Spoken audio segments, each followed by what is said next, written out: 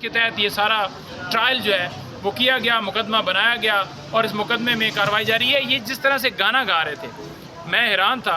कि अदालत को इनको चाहिए था कि तौहीन अदालत का नोटिस जारी करती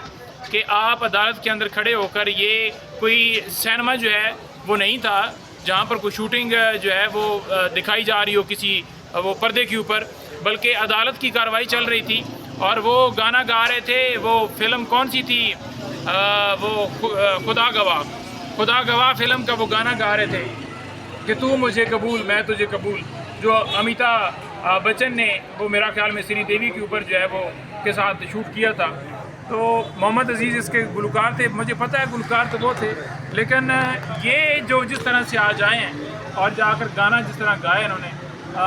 उनके ऊपर हम शेमानी कह सकते हैं। इस केस के अंदर ये कह रहे थे कि ये जो बुशरा बीबी हैं उन्होंने जो है वो इद्दत के दौरान निकाह किया, और हम तो उस वकील को भरपूर उसकी मजम्मत करेंगे कि देखें आज जिस तरह इस केस के अंदर वकील ने उस तरफ से नुमाइंदगी की और जिस तरह बरकी वाले मामले में वकील ने नुमाइंदगी की, तो ये एक लम्हा फिक्री है। और यहाँ पर पाकिस्तान बार कौंसल और सुप्रीम कोर्ट बार कौंसल और सुप्रीम कोर्ट के तमाम ओहदेदारान, उनके लिए भी एक सवालिया निशान है कि जिस तरह वो ढिठाई के साथ ये सारी चीज़ें देख रहे हैं और एक जुमला नहीं बोल रहे।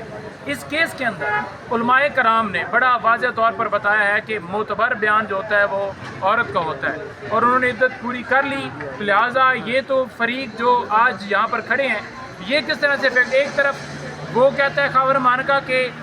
बिल्कुल जो है बड़ी पाकिरदार औरत थी, बड़ा जनाब गवाहियाँ देता है, और एक तरफ वही खावर मानका जो कहता है जी कि मेरे साथ बड़ी जाती की गई,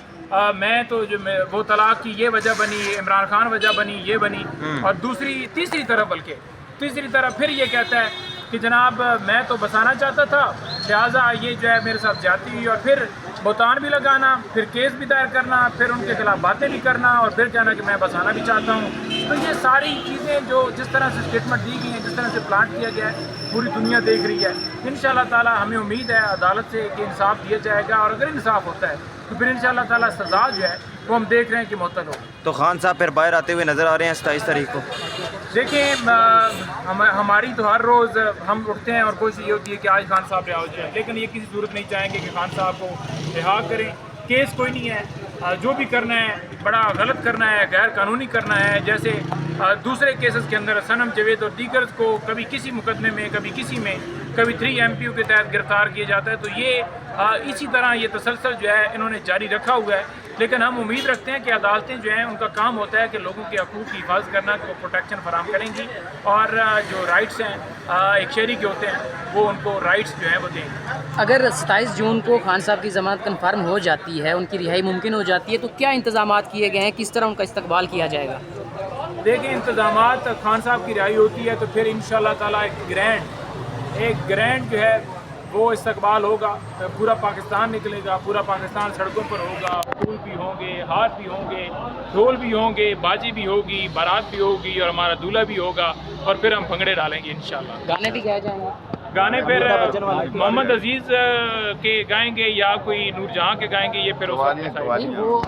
ज़ैद आसिफ साहब, आज सलमान सफदर साहब कह रहे थे कि उनके सुर बड़े पक्के हैं, तो खान साहब की रिहाई पर उनसे गाना कोई कहलवाने का मेरा ख्याल में मलकू को फिर दोबारा नाकता कोके वास्ते साथ लेना चाहिए बेहतर है, क्योंकि मलकू ਨੂੰ जिवें बयान दिता गया है ना, मलकू तो लवाया गया है पहले बेचारा, और तो फिर उस आ गया बजना